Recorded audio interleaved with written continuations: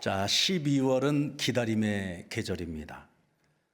교회는 이 12월의 계절을 대림절기로 지키면서 성탄을 준비하는 시간을 보냅니다. 성탄은 하나님의 아들이신 예수 그리스도께서 인류를 구원하시기 위해 아기 예수로 탄생하신 날을 기념하는 것이죠. 엄밀한 의미로 성탄이 없다 그러면 오늘 우리가 이 자리에 있을 이유가 전혀 없습니다. 성탄이 없으면 십자가도 없고 부활도 없고 재림도 없습니다. 구원 역사의 모든 시작은 바로 이 성탄으로부터 시작이 됩니다. 그래서 오늘날의 교회와 성도들은 이 성탄절을 최대 절기로 우리가 지키며 그날을 손꼽아 기다리는 것입니다. 2000년 전 유대 백성들은 누구를 기다렸을까요? 그들 역시 메시아를 기다렸습니다. 이 메시아는 선지자를 통해서 하나님께서 앞으로 인류를 구원하시기 위하여 이 땅에 오실 구원자에 대한 예언입니다. 그리고 그 예언은 다윗의 혈통을 따라 베들레헴에서 나실 것이며 그는 세상 죄를 지고 가는 어린 양의 사명을 감당할 것이라고 예언했습니다. 특히 이사야 9장 6절로 7절의 말씀을 보면 한 아기가 우리에게 주어지고 그의 어깨에 정사가 있으며 평강의 통치가 그를 통해 영원히 지속될 것이라고 예언합니다. 이스라엘 백성들은 이 예언을 받아들일 때 어떻게 받아들였을까요? 오늘 예언에 말하고 있는 이 평강의 통치자가 이스라엘을 원수의 손에서 건져내고 이스라엘의 옛 영광을 회복시키고 이 땅에 영원한 하나님의 왕국을 건설해서 그 영광이 영원히 지속될 것이라고 믿고 기대를 했던 겁니다.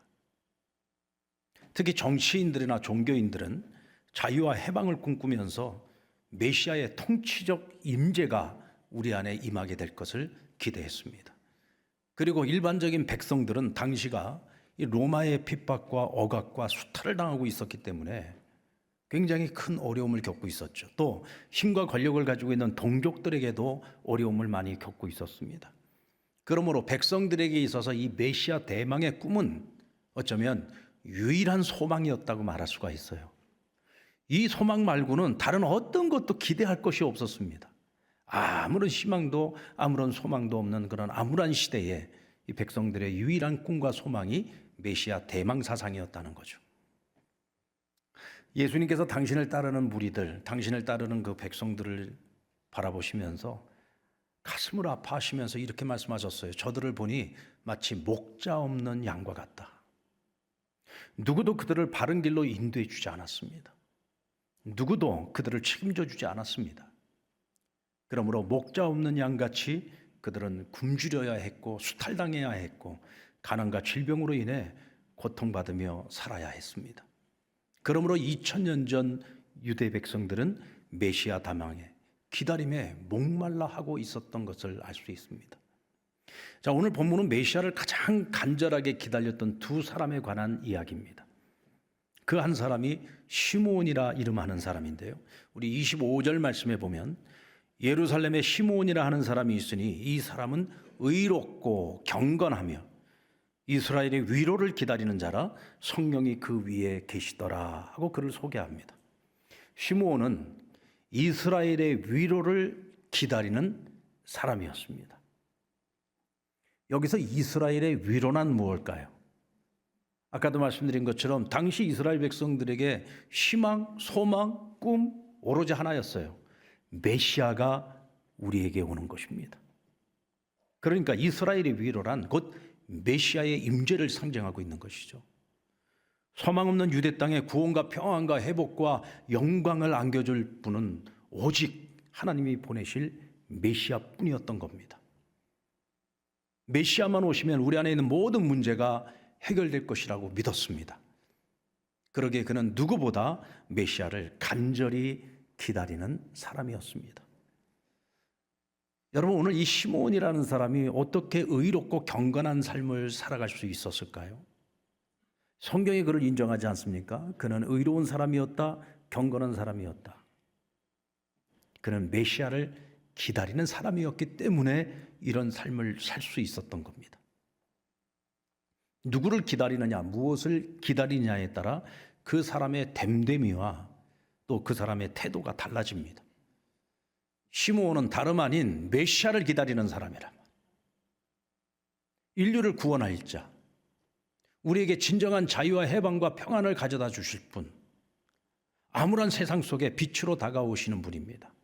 그 메시아를 기다리는 사람이 함부로 살아갈 수 없잖아요. 다른 사람들보다 더 의롭고 더 거룩하고 더 정결한 삶을 살아가야 되지 않겠습니까? 오늘 저와 여러분이 세상 사람들보다 더 의롭고 정결하고 경건한 삶을 살아가야 되는 이유와 다르지 않습니다. 같은 이유죠.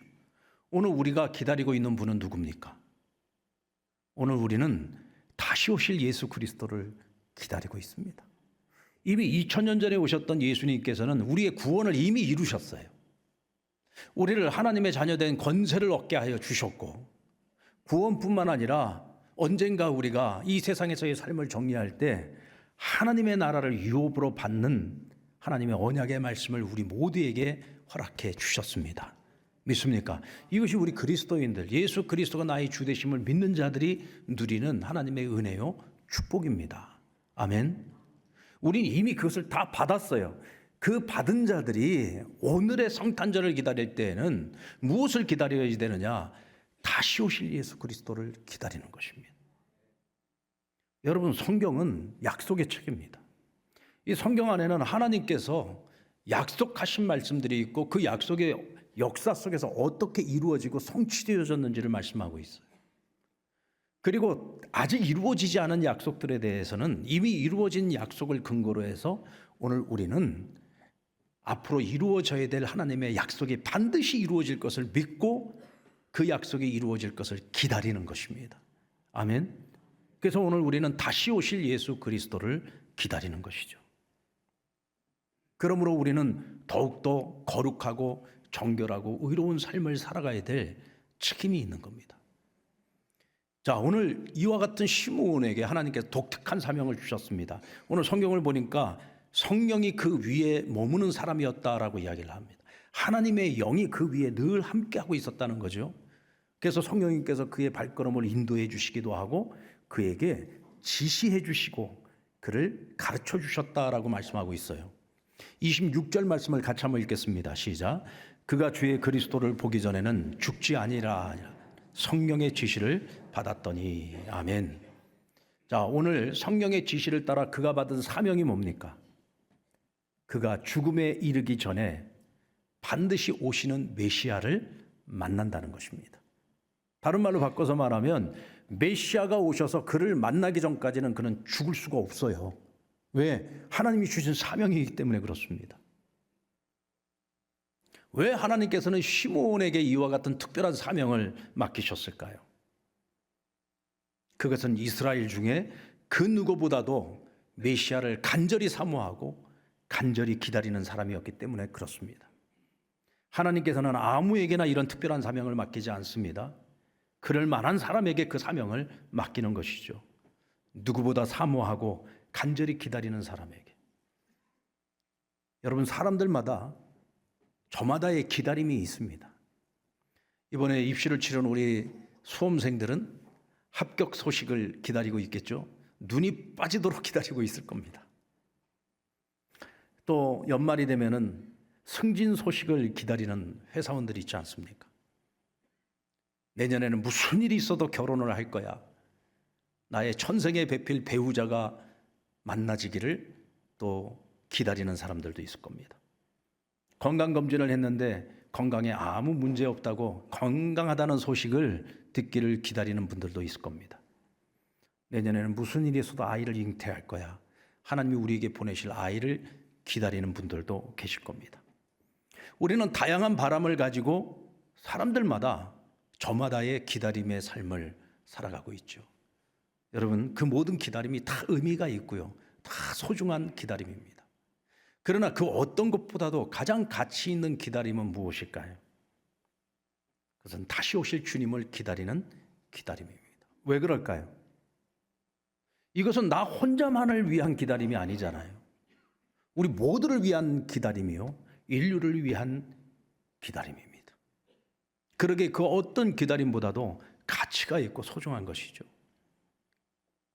오늘 하나님께서는 시므온과 같이 믿음을 가지고 간절함을 가지고 기다리는 사람들에게 오늘 이와 같이 특별한 사명을 맡기시는 것입니다. 그리고 오늘 시므온과 함께 또 한 사람의 주인공인 여선지자 안나, 오늘 이 두 사람은 결국 메시아로 오신 예수님을 만나게 됩니다. 자, 근데 오늘 그 만남의 장소가 어디였나요? 예루살렘 성전에서 만났다고 했어요. 우리 27절 말씀에 보면 성령의 감동으로 성전에 들어가매 마침 부모가 율법의 관례대로 행하고자 하여 그 아기 예수를 데리고 오는지라.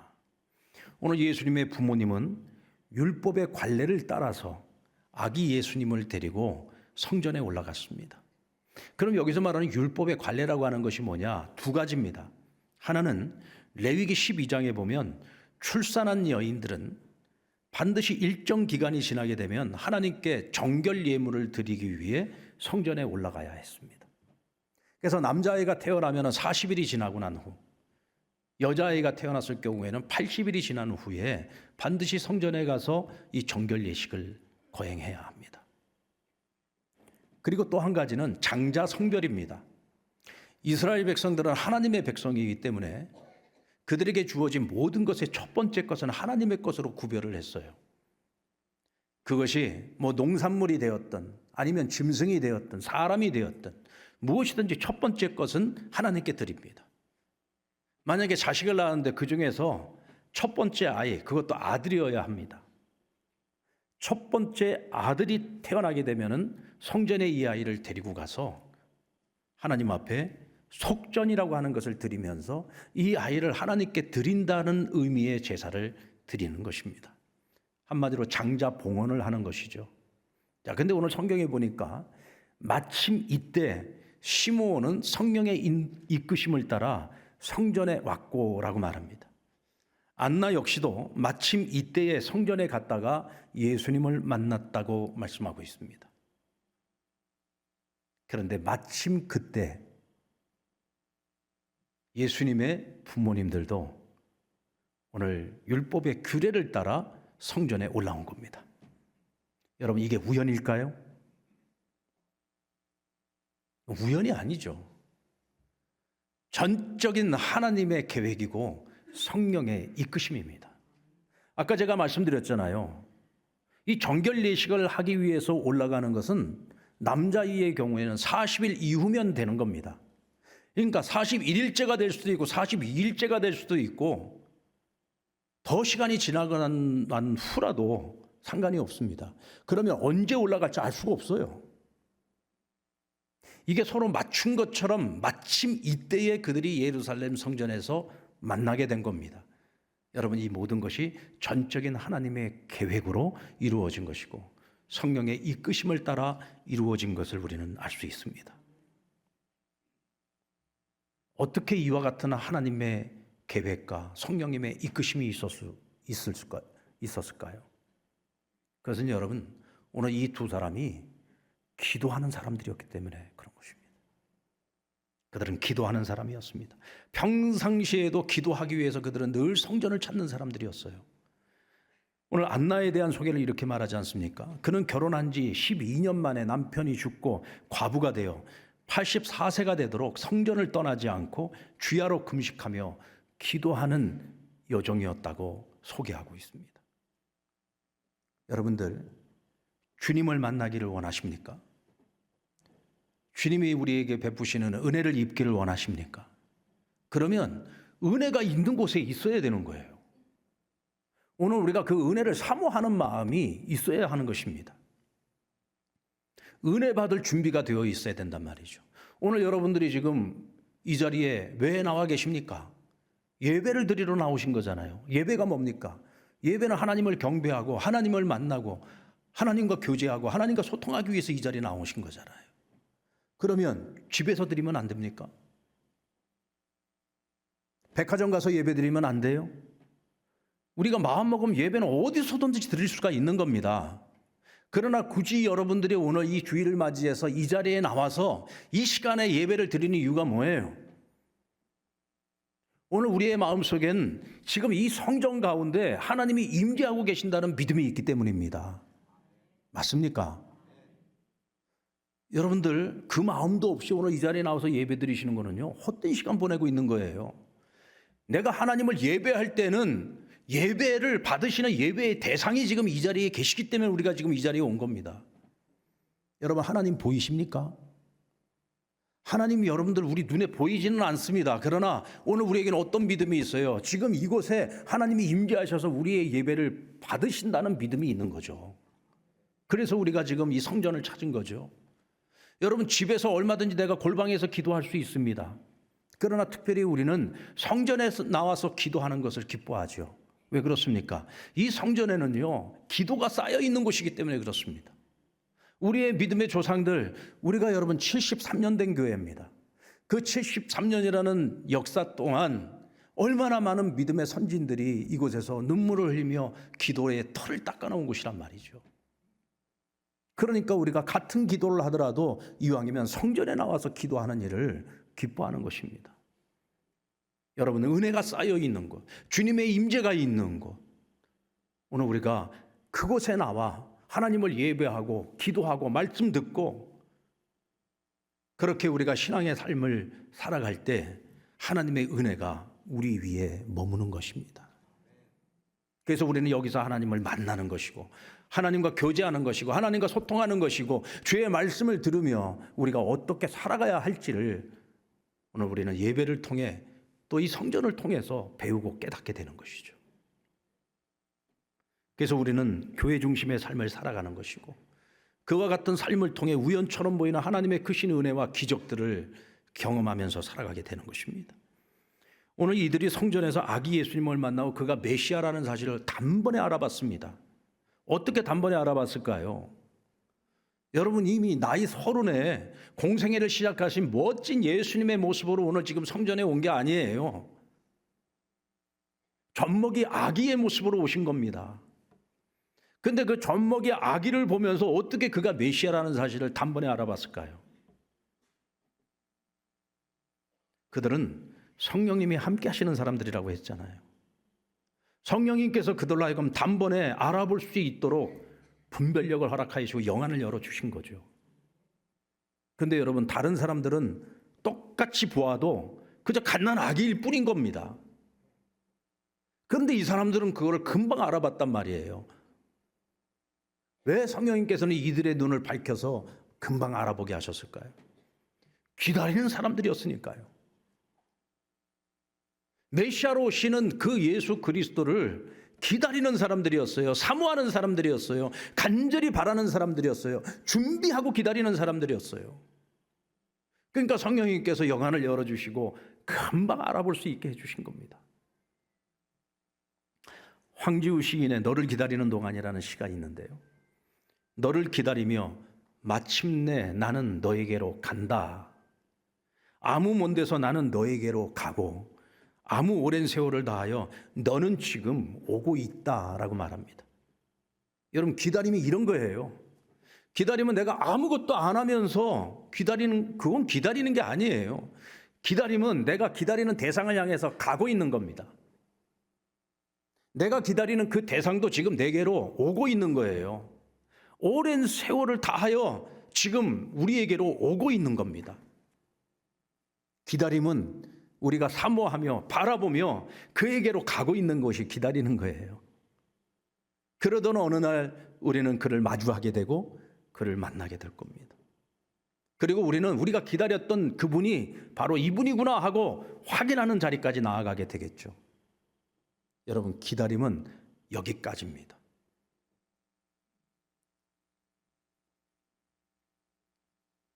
영적 분별력이라고 하는 것이 뭡니까?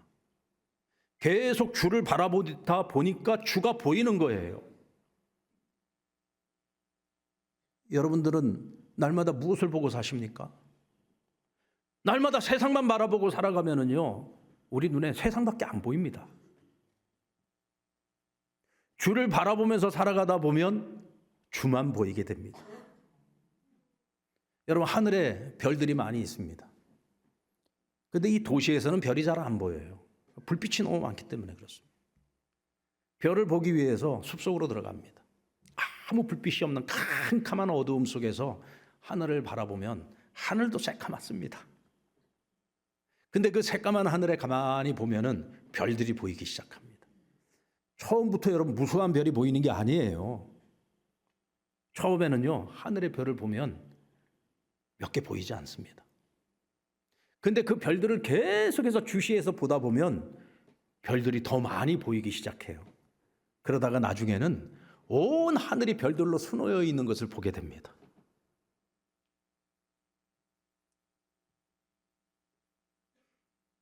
여러분, 처음서부터 별이 많이 보이는 게 아니에요. 그러면 원래 별들이 하늘에 없었다가 갑자기 별들이 많이 생긴 걸까요?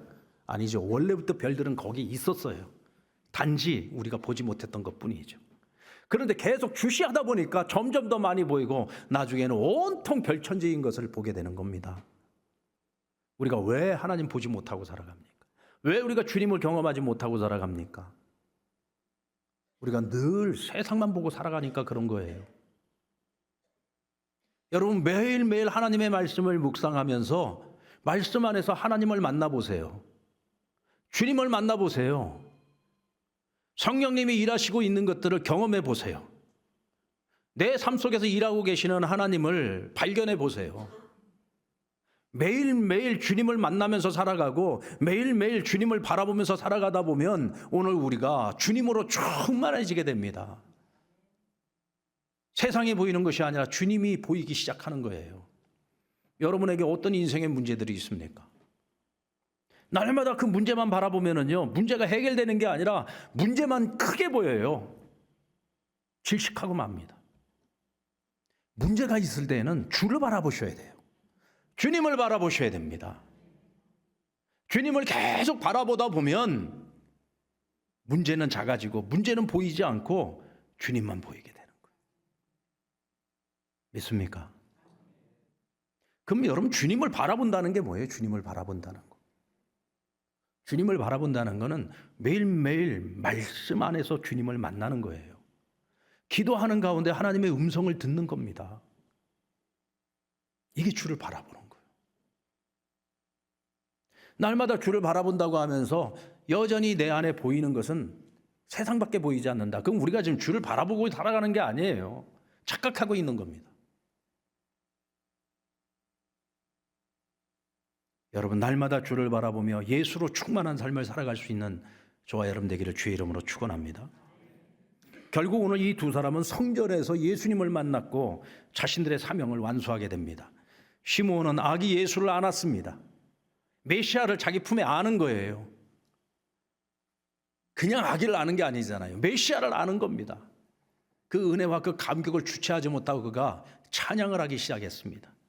오늘 29절 말씀에 보면 주제여 이제는 말씀하신 대로 종을 평안히 놓아 주시는도다. 무슨 뜻입니까? 오늘 죽어도 이제 나는 여한이 없다는 겁니다. 왜? 나의 사명을 완수했기 때문입니다. 오신 메시아를 만났으니까요. 알아보았으니까요. 여러분, 이런 고백은 아무나 할 수 있는 게 아니에요. 기다림에 성공한 사람만이 할 수 있는 고백입니다. 오늘 이 시므온이 기다림에 성공할 수 있었던 비결이 뭘까요? 약속이 이루어지기까지 그는 끝까지 기다렸습니다.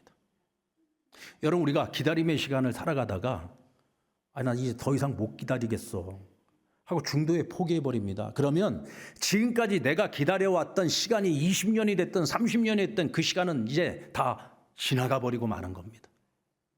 아무 의미가 없어져요. 아무리 오랜 시간을 기다렸어도 내가 기다렸던 대상을 만나게 되면 그 시간이 아무리 많이 흘러갔어도 그 시간은 의미 있는 시간이 되는 거고 가치 있는 시간이 되는 겁니다. 그래서 여러분, 우리는 끝까지 기다려야 되는 겁니다. 요셉은 마지막 죽기 전에 마지막 유언을 남깁니다. 그는 애굽의 총리로 죽었고요. 거의 애굽의 바로가 죽었을 때의 장례만큼 거대한 장례의식을 치렀습니다. 그러나 자기 족속인 야곱의 식구들, 가족들을 다 불러 모아놓고 부탁을 합니다. 내가 죽거들라. 일단 장례는 여기서 치르겠지만 언젠가 하나님께서 우리의 조상 아브라함에게 하셨던 약속의 말씀대로 때가 되면 우리로 큰 민족을 이루게 할 것이고, 우리가 종살이하던 이 땅에서 언젠가 하나님이 약속하신 그 땅으로 우리를 돌아가게 할 것이다. 그때에 나의 해골을 메고 가서 우리의 조상들이 묻혀있는 막벨라 굴에 나를 묻어달라고 부탁을 합니다. 요셉은 어렸을 때부터 아버지와 어머니의 장막에 머무는 자였습니다. 그 형에서는 날마다 들로 산으로 쫓아다니면서 짐승 잡는 데 정신이 없어서 요즘 말로 하면 세상에 한눈 팔고 살았습니다. 그런데 요셉은 어머니의 장막에 있으면서 늘 부모님들 믿음의 부모로부터 하나님의 말씀을 듣고 자랐어요. 그리고 그의 조상 아브라함에게 하셨던 그 하나님의 약속의 말씀을 들었습니다. 그것을 그냥 흘려들은 것이 아니라 마음에 새겨들었어요. 그리고 그는 마음에 품었습니다. 그리고 그 하나님의 약속은 반드시 이루어질 것이라고 하는 믿음을 가지고 그것이 우리 민족의 비전이 될 것이라는 확신을 가진 거예요. 우리가 지금은 수가 얼마 안 되지만 하나님께서 몇 년 동안 그 땅에 머문다고 했습니까? 430년을 머문다고 했어요. 430년이 지나고 나면 반드시 내가 돌아가게 할 것이다. 그 기간 동안 지금 얼마 안 되는 우리의 이 가족이 나중에는 큰 민족을 이루게 될 것이라는 확신을 가졌던 겁니다.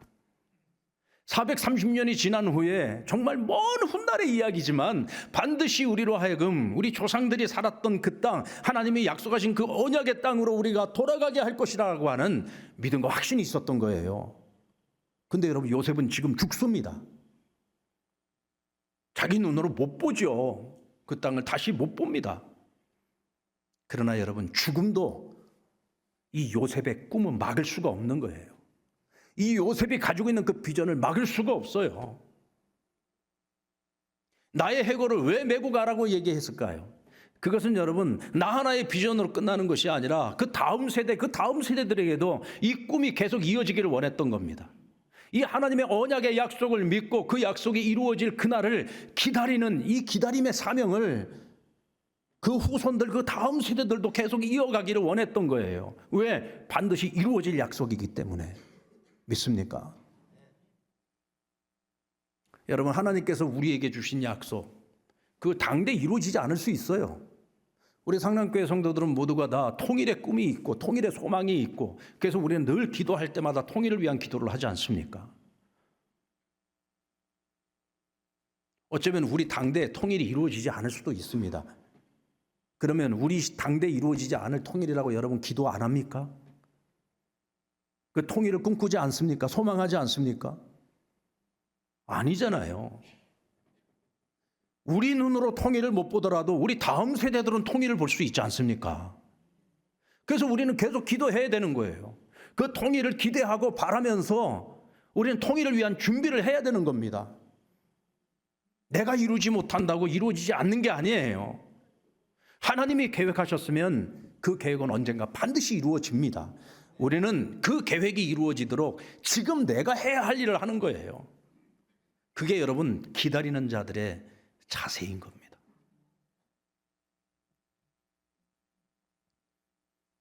우리가 해야 할 또 한 가지 일이 있습니다.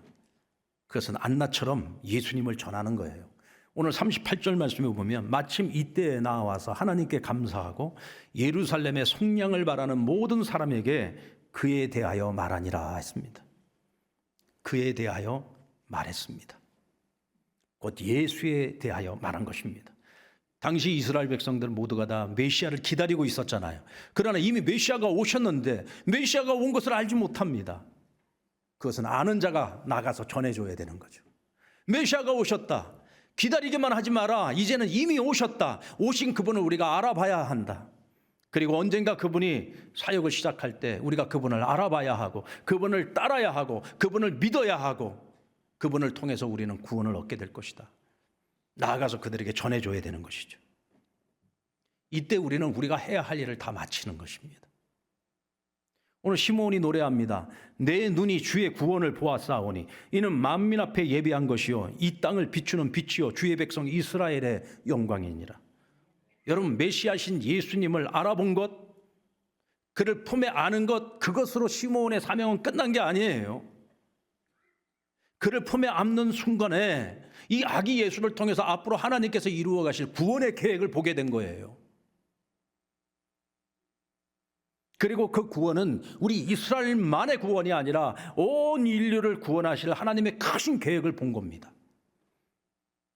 그런 메시아가 우리 이스라엘 땅에, 그것도 다윗의 혈통을 따라 오셨다는 거, 그것 자체만으로도 우리 이스라엘에게는 얼마나 큰 영광인지를 깨달은 거죠. 그리고 그가 깨달은 그 깨달음을 누구에게 전했습니까? 예수님의 부모님들에게 전합니다.